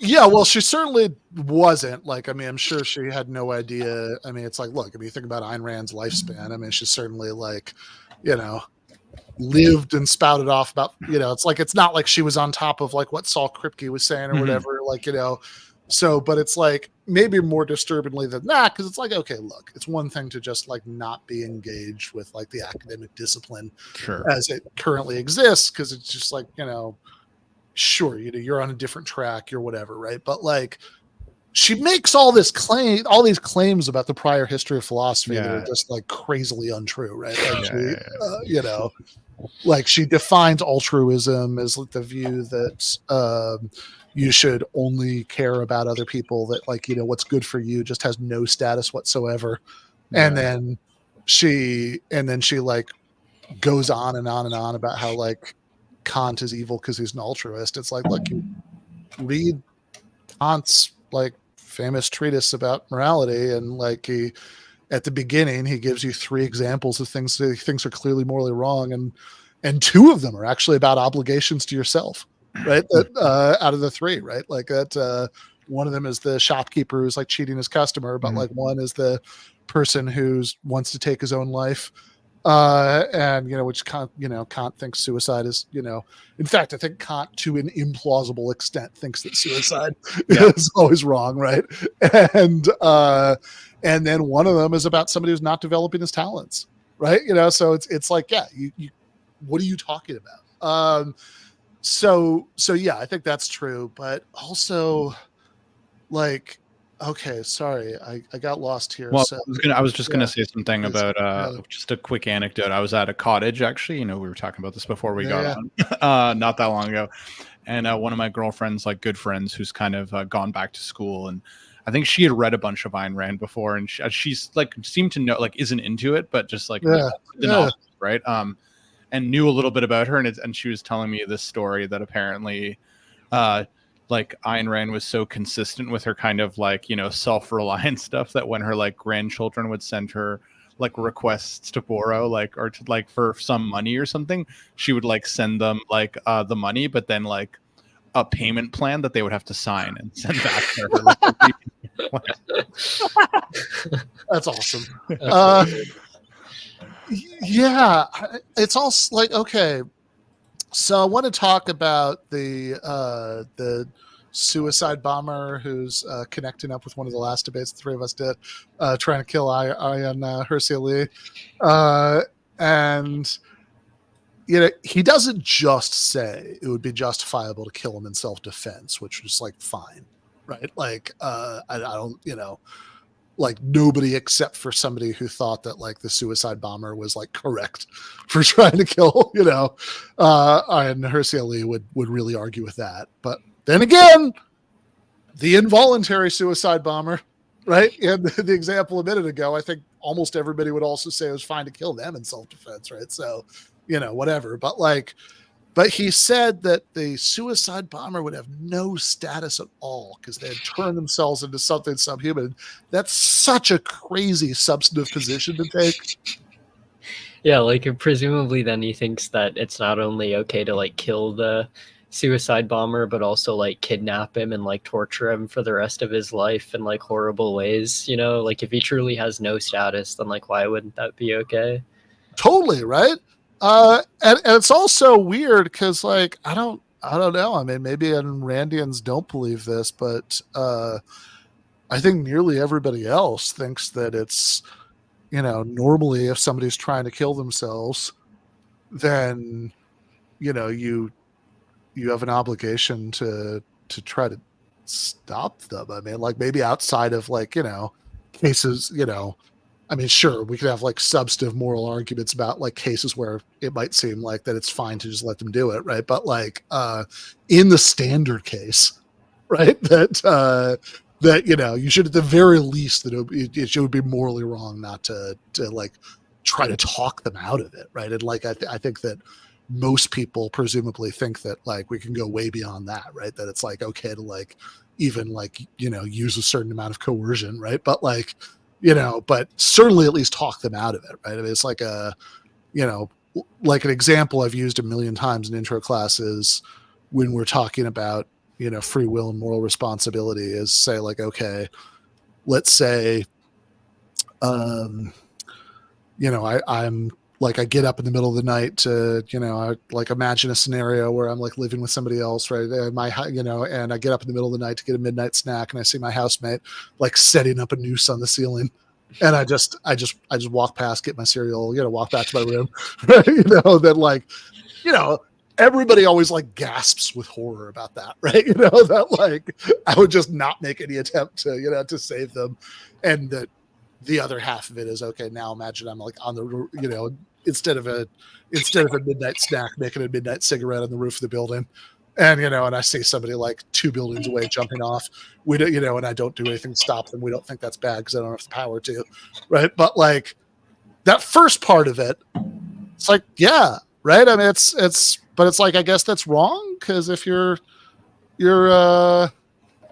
like, I don't know. Maybe I'm unclear about this because it seemed like he was saying that the thing that made the suicide bomber like subhuman was that they had determined not to, like, it wasn't just that they were trying to kill her, right? I mean, it was that, it was that they were going to kill her and themselves.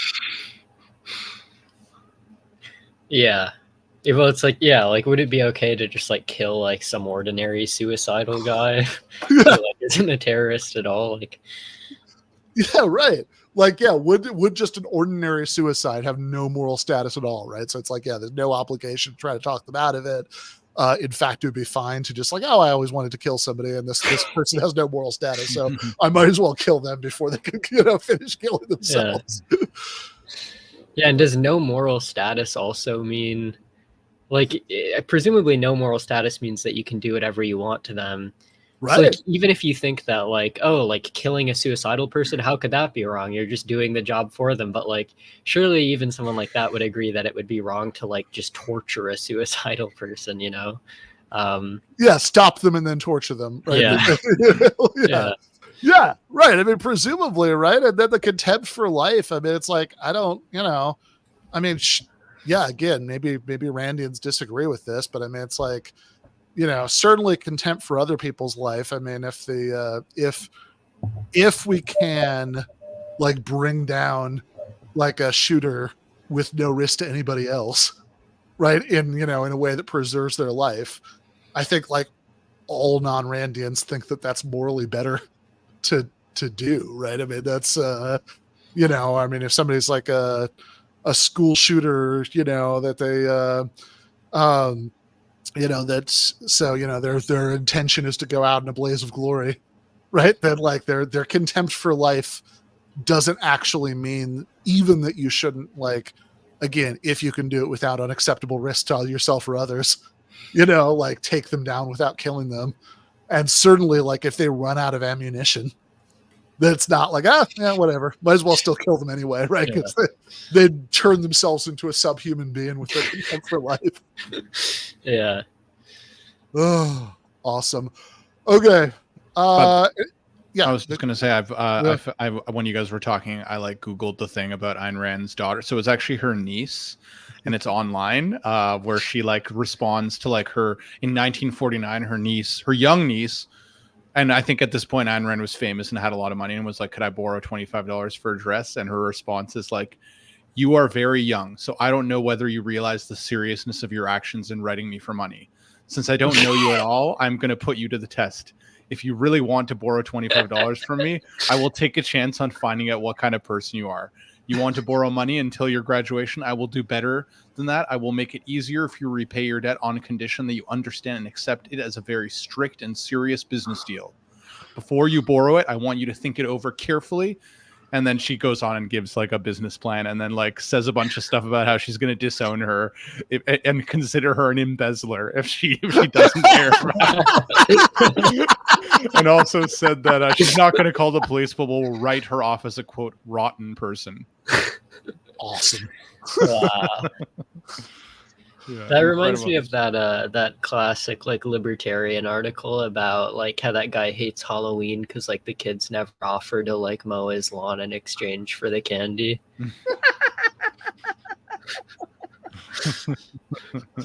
Amazing. Yeah, as just some very, very well-developed human beings right here.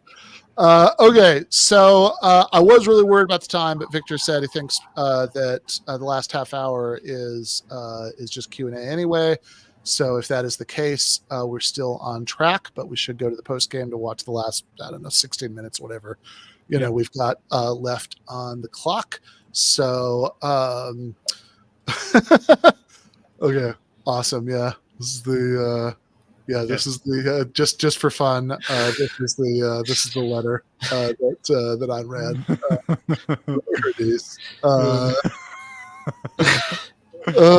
Yeah, her repayment plan is like $4 every week, and then she says, I will not accept any excuse except serious illness if you become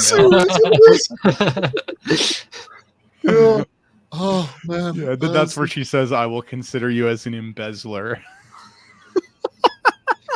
Yeah, no, it was definitely a good it is definitely a plausible conception of human flourishing, that it's like you live your life in such a way that you destroy your relationships with members of your family over $25.